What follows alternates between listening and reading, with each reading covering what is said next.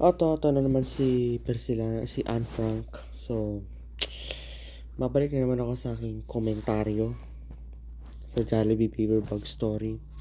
Sa oras dito sa California ay 7:53. Mag-alas 8 na ng gabi dito sa California. Gusto kong bigyan ng bagong kasabihan dito sa video na doon na ito ay isang komentaryo.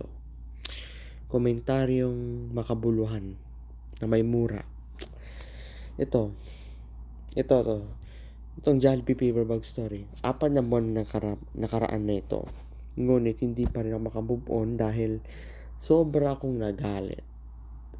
Alam mo naman yung mga past video ko. Sobra akong nainis.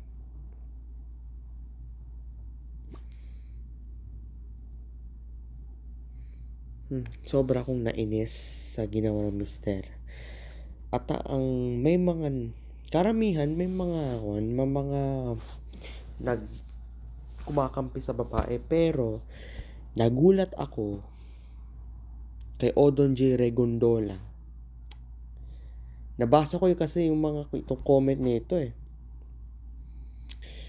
Ay nako. Yung mga nagtatanggol sa lalaki, ang kakapal ng mukha nyo. Sobrang kapal ng mukha nyo. Yung pinagtatanggol nyo pa yung mister doon sa storya. Shithead kayo. Bibigyan natin ng disente ngunit makabuluhang komentaryo. Ito tong si Odon J. Regondola. Makinig ka, Brad. Sir, makinig ka. Habang binabasa ko tong bulatsing mo, parang hindi ko alam kung matatawa ako, magagalit, gusto kitang sampalin sa totoo lang. Pero basahin muna natin yung bulatsing mo bago kong ngumak-ngak dito. Kasi baka sasabihin mo, ngak-ngak man ako ng ngak-ngak. Hindi ko naman binasa yung whole context. Binasa ko na to, babasahin ko for this video. Yan yung kasabihan na sa 10 nagawa mong mabuti, nagkamali ka ng isa, burado ng 10 mabuti mong nagawa. Okay, bibigyan kita ng rebat dito. Sa kasaysayan, may mga mabubuting tao. Alam natin. Ngunit sa isang kontrobersyal na ginawa nila, doon nasira sila. Bibigyan kita ng isang halimbawa. Kasi ako naman, hindi naman ako bobo, sa totoo lang. Hindi naman ako tulad mo na, ewan kung nag-aral ka ba. Sa totoo lang, iba naman tayo, edukado ka naman dyan sa Pilipinas, edukado naman ako dito sa Amerika. Masasabihin ko sa iyo, ano ang halimbawa na maibibigay ko sa iyo. Upang maintindihan mo, magsasalita ako sa wikang Pilipino. Sa komentaryong ito. Puta. Okay.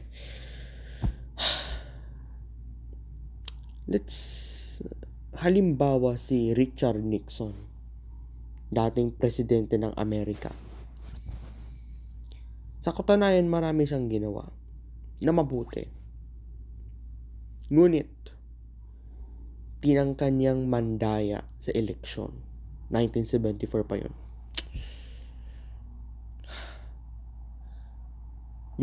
Kung alam niyo yung Watergate scandal yon, doon yung malalaman. Doon, naging masama si Nixon. Sa 10 nagawa mong mabuti, nagkamay ka ng isa.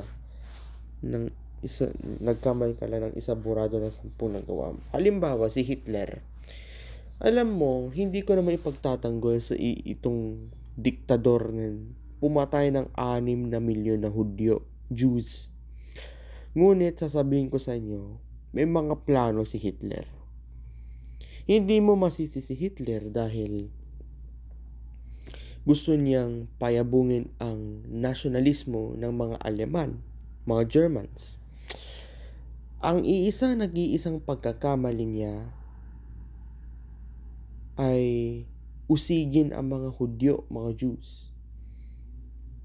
Tama naman sinabi mo, sa 10 nagawa ng mabuti, magkamay ka ng isa, burado ang 10. Hindi na yan, ugali na yan ng isang tao. Odon J. Regondola, huwag ka nang magtaka. Come on, man. Huwag ka nang ngumakngak na dyan sa wala na, at saka isa pa, wala naman tong connect sa Jollibee Paper Bag na 10 nagawa mong mabuti, nagkamali ng isa. Kaya na-explain ko lang yung context mo dahil ang problema, mali lang yung interpretation mo. Ako na-interpret ko tong salita at sa interpretasyon ko, sa pagkakaintindi ko, hindi to konektado sa issue na ito. Kaya Dodon Jim Regondola, isa ka lang lalaki, total lalaki ka naman, pagtatanggol mo kapwa mo lalaki. Ako hindi. Ibahin mo ako, men. Feminist ako. Come on. Dodon J. Regondola, wala kang critical thinking.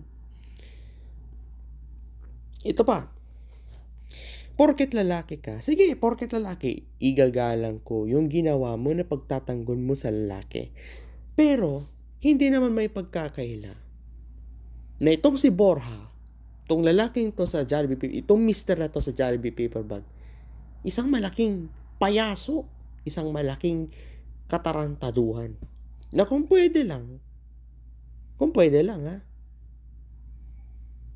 hamunin ko, paano kung ganito na lang? Hampasin ko na lang kayo ng helmet. Baka kung hinampas ko yung helmet ko, ito hindi man ako naka-face video. Pero, itong helmet na hawak-hawak ko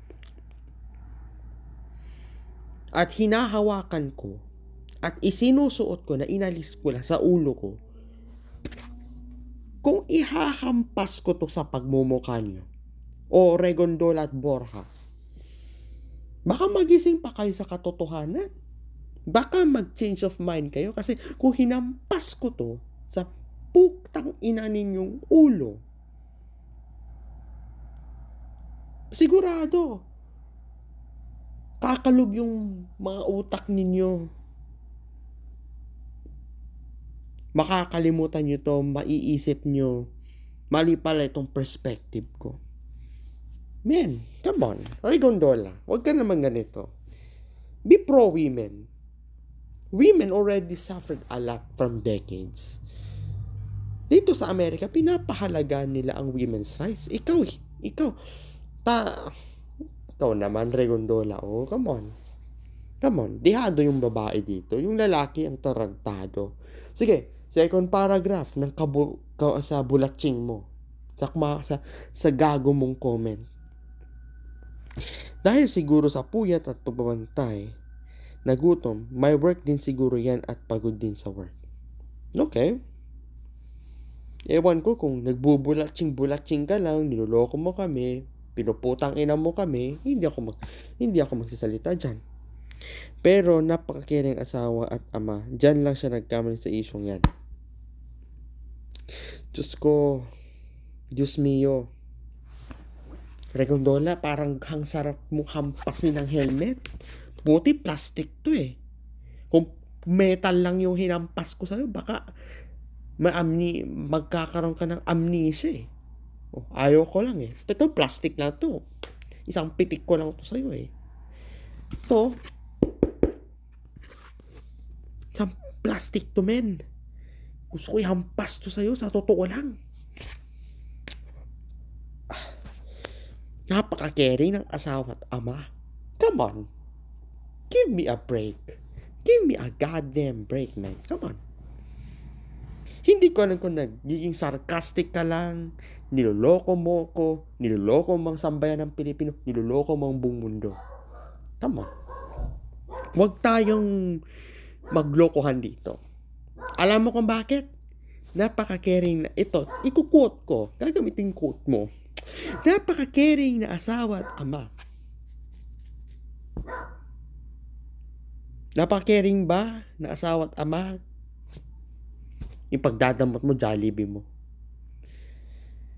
Yung hindi mo man lang binigyan ng empathy yung naranasan niya dahil nanganak siya.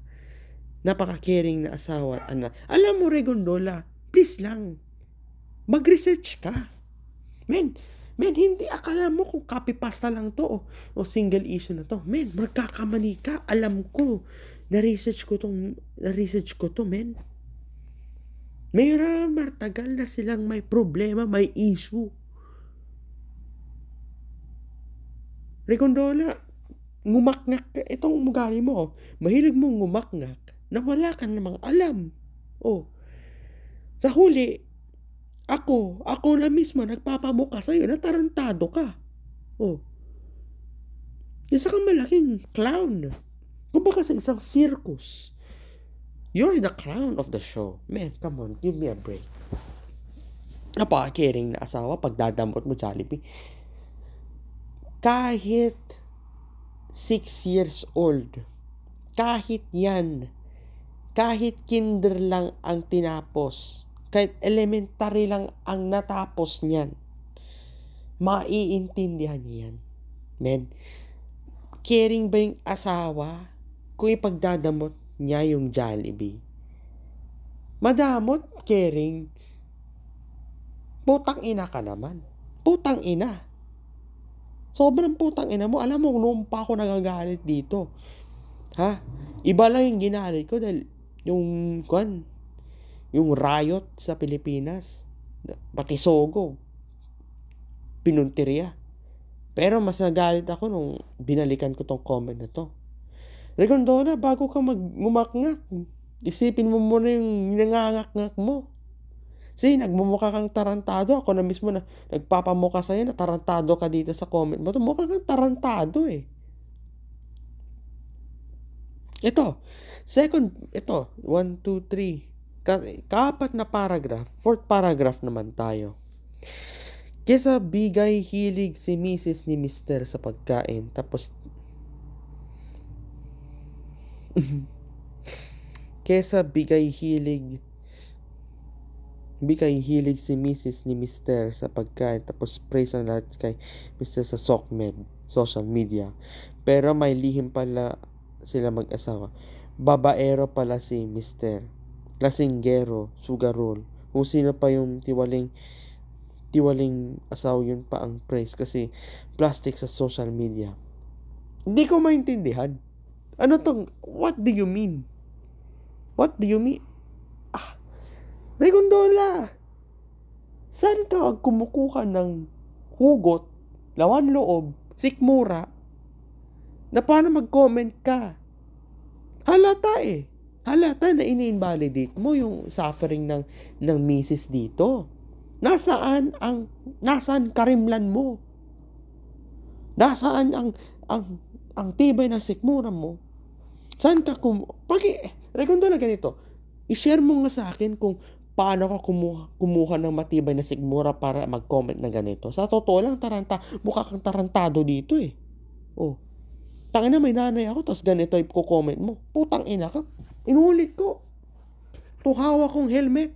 Hampas ko sa'yo to.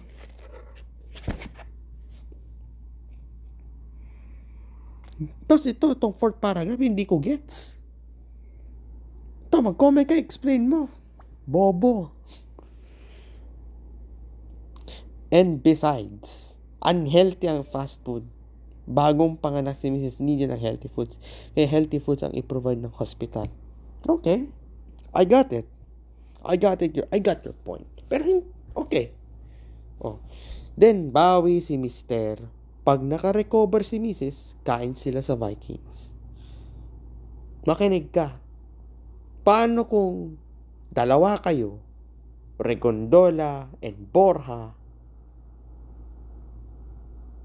Paano kung kayo na lang iluto ko sa Vikings? Paano kung katayin ko kayo at gagawing steak sa Vikings? Ano? Wag naman. Cannibalism na yun. Joke lang. Pero, Regondola, pinaparamdam ko lang sa iyo kung how do you feel ang mga painful na comments mo, ibabalik ko sa iyo. Ito, sinabi ko kakatayin kita para at i-deliver kita sa Vikings para maging steak. Allegorical statement ko lang yun. Para maramdaman mo kung gaano kasakit ang ma-comment ng masakit sa'yo. Oh. Kung di mo gets, bobo ka. Yun. B-O-B-O-A-T-A-T ka. Oh.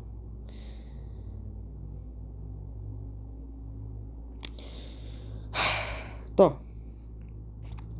Vikings. Baka mamaya Borja and Regondola steak sa Vikings. Yan, ang bagong menu. Tapos yung dugo nyo ang magiging shake. Ay, hindi. Yung dugo nyo pwedeng dinuguan dyan. Joke lang. Para maramdaman mo naman ng joke. Ang mga dark jokes ko. Okay. Next paragraph. Okay lang siguro husgahan si Mister na hindi pinakain si Mrs. Talagang huhusgahan namin. Men, may freedom of speech kami. Unless kung tandaan mo, may limitations ang free speech, such as sedition. Sa Amerika, pinag-aralan ko yun eh. Dito sa Amerika, you have US government class. Oh. Sedition is pro-provoke ka ng yun, parang nangyari sa Pilipinas, yung protesta, sedition yun. Oh, sedition yun. Pero tong huhusgan namin yung mister na hindi pinakain si Mrs., freedom of speech yan. At freedom of speech mo to. Freedom of speech mo to, Regondola, itong comment mo. Pero, para mabalanse naman ang free speech, hayaan mo ko mag-comment sa'yo ng verbal. Okay, continue reading. Pero, wag na nating ipamuka na napakakwalang kwentang mister sa mundo. In spite yung pagod at puyat sa pagbabantay sa ospital. Okay. Kapal naman ang mukha mo. Para sa akin, hindi pinakain si Mrs. Isa na yun sa mga dahilan kung bakit wala siyang kwenta, sa totoo lang. Wala siyang kwenta. Simulat sa pool pa lang, Yung pagdadamot mo sa asawa mo ng Jollibee, napakawalang kwenta na nun. Boy! Ewan ko kung saan ka kumukuha ng laman loob at tibay ng sikmura para mag-comment ka ng ganito. Pagtatanggol mo yung mister. Regondo, ulit ko. Itong helmet na hawak ko, ihahampas ko sa ito. Ihahampas ko to sa'yo. Plastic to, magpasalamat ka. Sa sobrang kabobohan mo, sa sobrang katangahan mo, na ako'y naiinis na. Baka plastic pa lang to, Pag hinampas ko to sa ulo mo, hindi ang ulo mo masisira, itong helmet ang masisira.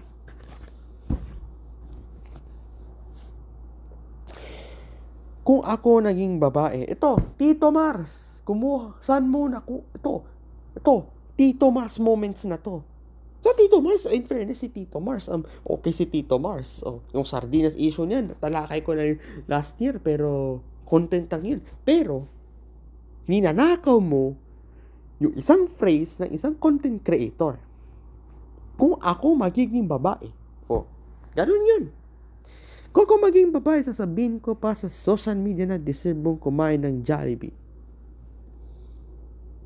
So, tinuturuan mo ngayon ng mga babae paano sasabihin nila. Misogynist ka. This is pure misogyny. Misogynist ka. Tinulit ko. Sino ka? Yung mag-Ilocano lang. Puisit. Sino ka? Tatno suruwam. Dagitay babae na inyati ibagada. Sa Tagalog, sino ka para turuan mo yung mga babae kung anong sasabihin nila. Sa English, who are you to teach these women on what they're gonna fucking say?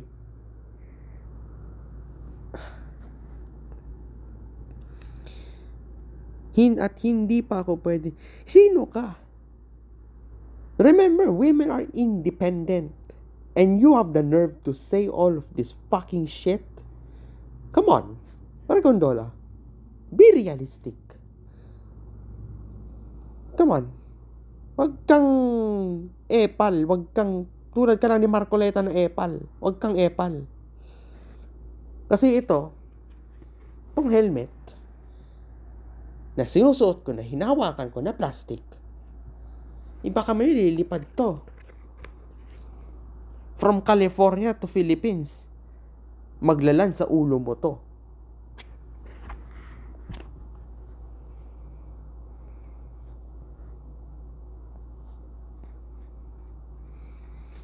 In other words, to.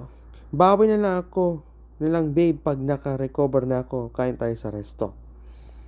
Baka may rekto. Joke lang. In other words, pinahiya mo lang mister mo sa SOCMED. Sa simpleng bagay lang na hindi nakakain ng Jollibee. Talagang mapapahiya to. Kumbaga, sino ba nagsindi ng apoy? Yung mister. Kumalat lang. Alam mo, hindi naman kakalat ang apoy kung hindi mo naman to sinindihan at sinabuyan ng gasolina, ng petrolyo. Sino ba nagsimula?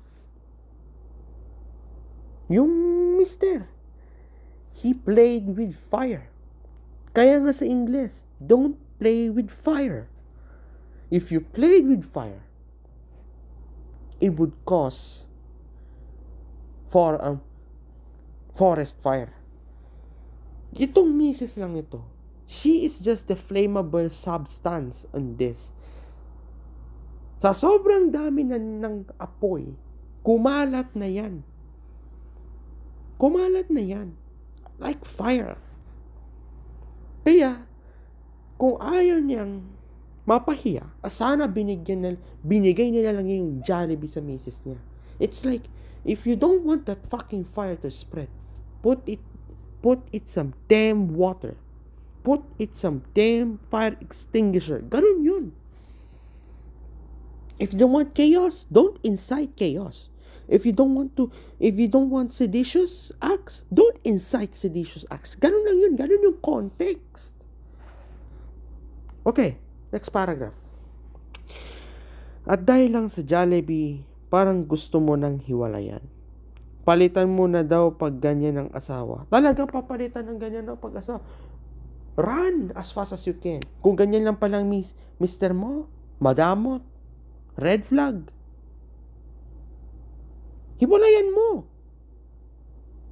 Run as fast as you can. Palitan mo, tapat lang. Kung wala mo na siyang kwenta, napakadamot niya, napaka-insensitive niya, invalidator pa ng sufferings mo, run away. Escape. It's like an enemy soldier. Hinahabol ka na ng mga Nazis. Run away, man. Come on.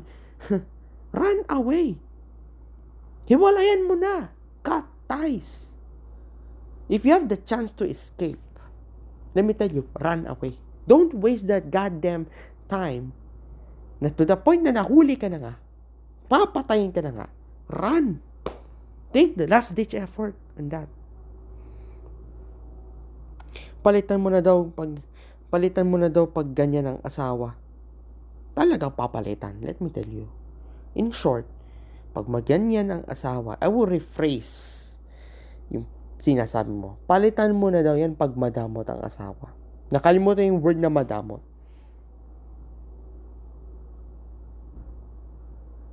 Palitan mo. Walang kwenta eh. Di ka nga papakainin, yung anak mo papakainin. Come on. If you want that cancer to be treated, magpakimo ka na. If you want that virus to be treated, drink some medicine. Remember, prevention is better than cure. Ganun yun. Palitan mo na bago huli pang lahat. Ganun yun. Regondola, man. Kung nanonood ka ng medical advice, prevention is always better than cure. Ganun yun. Okay. Next sentence. At gusto mo dun sa pinakain ka nga, babaero naman. Remember, karaniwan sa babaero, palabigay. Okay, let me comment on this. Hindi ako magagalit dito. Ako yung naiinis. Dahil, gine-generalize mo na lahat ng palabigay babaero. You should be sensitive. You should be careful on your words. Marami kang ma-offend na tao. Let me tell you. Hindi po, you should be careful of the words you're saying, man. Come on. Regondola, think before you speak, man. Baka mamaya maka-offend pa sa'yo, baka may magtutumba pa sa'yo. Ayaw ko mangyari yun, man. Ano mapapala ko kung maging kwento ka na lang?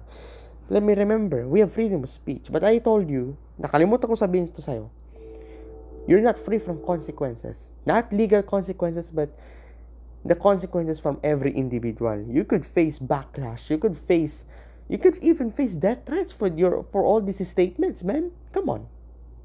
We want a safer world. In order to make the world safer, shut the fuck up. Ganun lang yan. Karaniwan na babae. Gusto mo sa pinakain ka nga, babaero naman. Come on. Walang ganun sa mundo. Walang ganun. Come on. Regondola, let's think realistically. Huwag kang wake up from your daydreams. Look at the sun. Touch some grass. Touch yourself.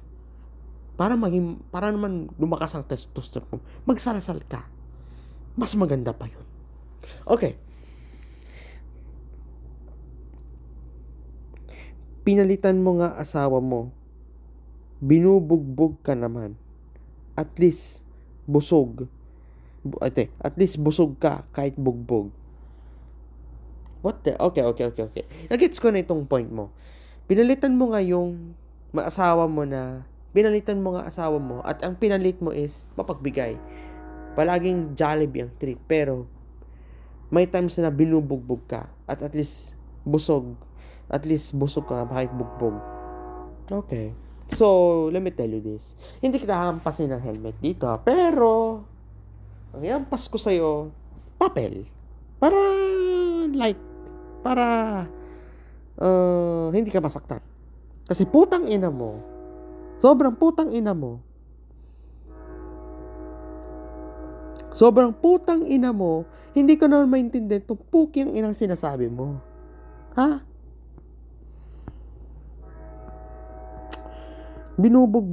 Ang contradicting, bakit bakit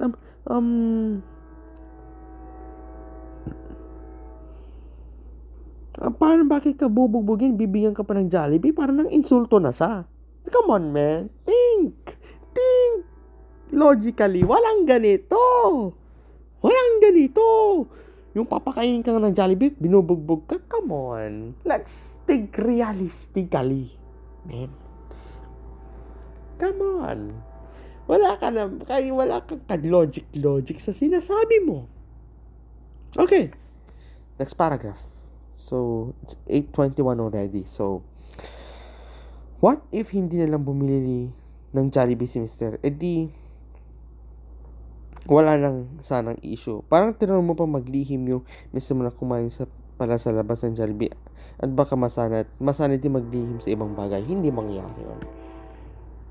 It doesn't make sense. I don't want to comment kasi this is getting nonsense. Nonsense itong sinasabi mo. This paragraph is nonsense. It's out of context. It's bullshit. Kumbaga.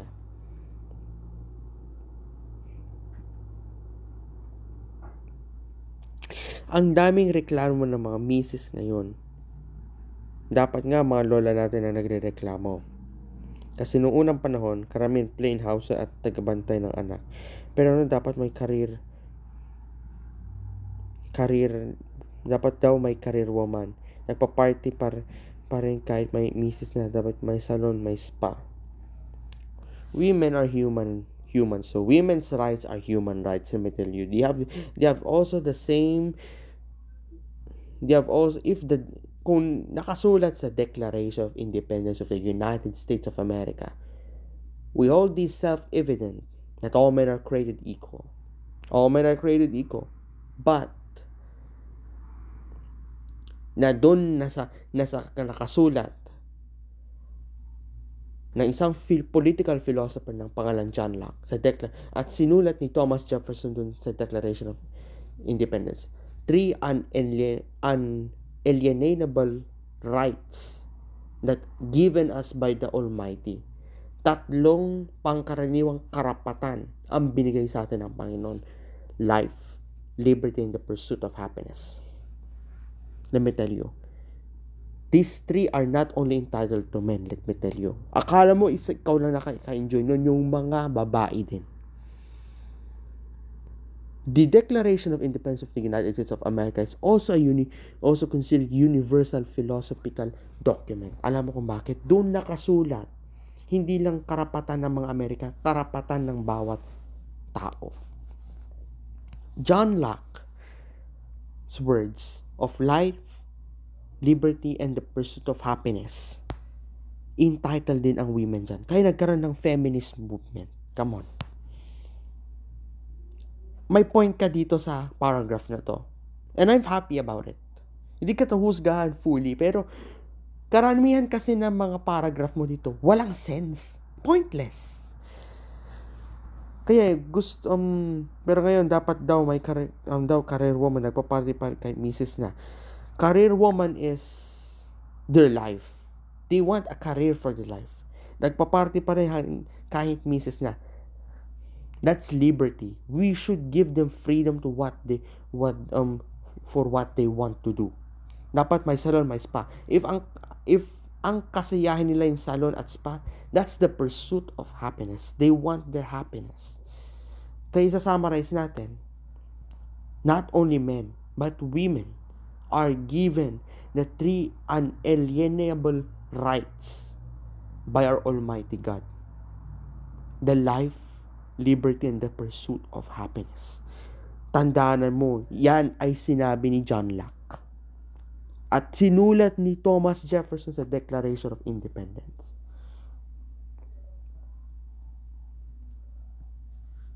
Kung basahin mo lang ang Universal Declaration of Human Rights din ang women's rights, let me tell you. Kaya may point ka din dito. Dami nagreklamo, pero ngayon dapat daw may career woman, dapat lang. Pero, rebat ulit. Nang dahil sa Jollibee, kamumuhian mo na ang mister hanggang sa pagtanda mo. Talaga. Sa sobrang damot ng putang inang yan, kahit ako, pagkamag-anak ko to mister na to, kung kamag-anak ko to, tinakwil ko na. Kung kapatid ko lang to, chinenelas ko na. Wala akong pakialam kasi ako bata ako. I'm 17. At kung itong mister na to, ang kapatid ko, nakakatanda. Kahit ito ay nakakatandang kapatid ko, chinenelas ko na. Hinampas ko ng helmet. Pinalo ko na ng sinturon. Ito. Mismo hanggang pagtanda mo. Okay. What if nakakakain ka nga ng Jollibee after manganak? Battered wife ka naman, lasinggero yung mister. Come on. There's no such thing as that. Think realistically, man. Walang baliw na mister ang magpapakain sa'yo ng Jollibee, tapos gagawin ka lang battered wife at lasinggero pa. Come on. Ragondola, please. Wake up from reality. Man,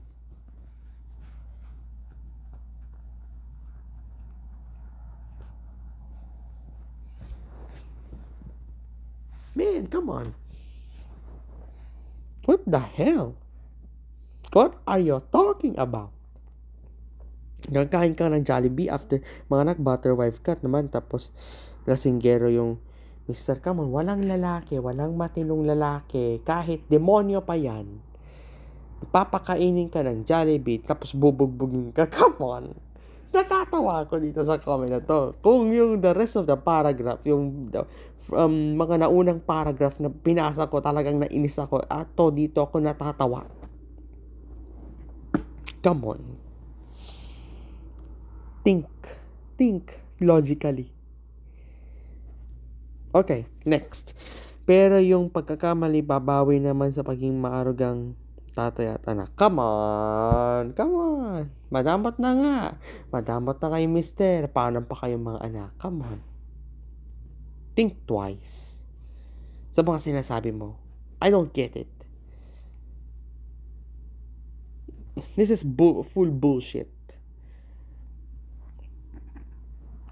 Habang buhay na yang habang buhay na yang pagpahiya mo sa asawa mo sa social media. Mabash pa yan sa work niya yan. Kasalanan niya kung mabash siya sa work. So what? Well, I don't give a fuck. Kahit magbigti na yan, okay pa. He's just a damn waste of space. Kung magbibigti yan, magpapa-Jollibee ako dyan sa Pilipinas. Magpapa-Jollibee ako kung nagbigti ang mister na yan. Sana siya nga yung nagbigti. Hindi na lang si Charlie Kirk eh. In fact, si Charlie Kirk, may kabuluhan pa yan eh. Dito sa Amerika, alam natin, pinatay si Charlie Kirk. Pero, hindi niya deserve mamatay. In fact, isa sa manire-respeto kong activist, conservative activist. Kasi, opposing man yung beliefs ko at beliefs niya, healthy siya magdebate. Pero yung mister na yan, hindi healthy. Mukha pa lang, hindi healthy yan eh. Madamot sa asawa pagkatapos mo na, come on. God damn it. Don't bullshit me. Sana yung, kapag napahiya na yung mister na yan, magbigti na lang. Kumuha siya ng cloth. Kumuha siya ng tela. Isabit niya sa electric pan o sa banyo. Magpitawarik siya para makabali na ang leeg. Hindi na makahinga. Kung pwede lang, kung sino ipapalit ko. Itong mister na to, si Charlie Kirk, sa libingan nila eh. Sa libingan niya. Kung pwede lang, pagpipiliin ako kung sino karapat dapat mabuhay. Yung mister na yan sa Jollibee Paperback o si Charlie Kirk, ang pipiliin ko si Charlie Kirk. May kabuluhan pa. At alam mo kung sinong pipiliin ko kung sino mamatay? Hindi si Charlie Kirk. Yung mister sa Jollibee Paperback, ang gusto kong ko pang mamatay na tao kaysa si Charlie Kirk. Sana buhay pa nga si Charlie Kirk hanggang ngayon eh. Rest in peace sa kanya. Respect sa kanya. Pero dito, kapag namatay ito, walang respect. Pag diriwang ko pa, pagkamatay niya. Let me tell you.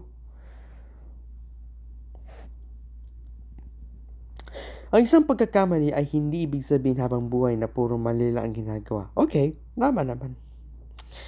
Palitan daw ang asawa. Manlalaki si Mrs. Exactly. Manlalaki si Mrs. That's the last ditch effort. That's the last ditch effort. Meron pa divorce na daw. Para namang binugbog yung babae after mga anak. Hindi nga binugbog. You do not need to have, it's not for divorce here in America. It's not only physically but psychologically, man. Come on, may tinatag na psychological probable cause. Let me tell you. Pag isang tao na trauma, pwede kang mag-file ng kaso. Come on. Ito, sa summary ko, yung comment mo, napakahaba. Baka mamaya mas mahaba pa sa Declaration of Independence ng United States of America. Baka mamaya sasabi, joke lang to ha, baka mas mahaba pa to sa Articles of the Confederation. Regondola, kung bibigyan kita ng grado sa comment mo, 2/10. Pag 0 naman, grabe naman. 2/10. 2.5/10. Oh, bigyan ko ng Consuelo de Bobo, 2.5 ha. Alam mo ko bakit? Kabulshitan ng comment mo. Regondola, pasensya na tayo. Walang personalan, trabaho lang. Tandaan mo ang sinabi ni The Boy Rudy Fernandez. Walang personalan, trabaho lang. Trabaho ko to, content creator ako. Wala akong personal attack sa'yo. Kung sinabi ko man na hampas ko yung plastic helmet ko sa'yo, it's just a joke, man. Come on. It doesn't make sense. Bakit kita hampasin ang helmet? Come on. We're over a comment that doesn't make sense. Come on. Regondola, next time, pag magko-comment ka, think twice, think thrice. Because people might get your comment either insensitive, inappropriate, or much worse, offensive. Man, it's like you're saying Hitler is a nice guy and he doesn't deserve to be persecuted. Parang ito ang equivalent. Dahil pinagtatanggol mo yung mister. It's just the equivalence of justifying Hitler than condemning his action. Remember, Odon J. Regondola, you need to condemn what is right and you need to know what is right and wrong. And you need to condemn wrong. Take a stance, man. Take a stance. You need to condemn what is wrong and don't condone what is wrong. Ibig sabihin, kondenahin mo ang mali. Huwag mong konsintihin ang mali. Kung may nakita kang tama, okay, purihin mo. Pero sa totoo lang, itong comment mo, nakikita ko, sa totoo lang,